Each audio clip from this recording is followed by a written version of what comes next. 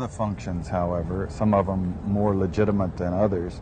One is to run secret wars. Another thing is to disseminate propaganda to influence people's minds. And this is a major function of the CIA.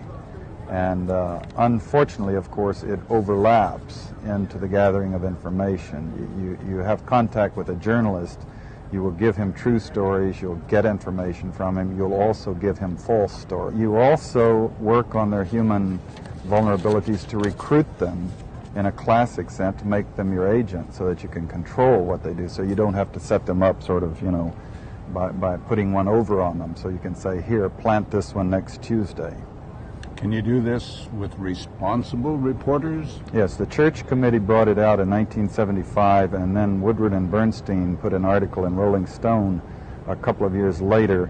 400 journalists cooperating with the CIA, including some of the biggest names in the business, to consciously introduce the stories into the press. Well, give me a concrete example of how you use the press this way. Well, for example, in my war, the Angola War that I helped to manage, 1/3 of my staff was propaganda. I had propagandists all over the world, principally in London, Kinshasa, and Zambia.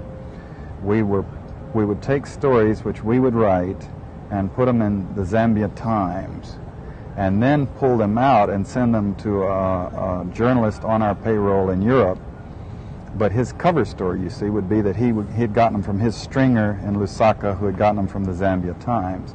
But after that point, the journalists at Reuters and AFP, the management was not witting of it. Now, our contact man in Europe was, and we pumped just dozens of stories about Cuban atrocities, Cuban rapists. We didn't know of one single atrocity committed by the Cubans. It was pure, raw, false propaganda to create an illusion of communists, you know, eating babies for breakfast.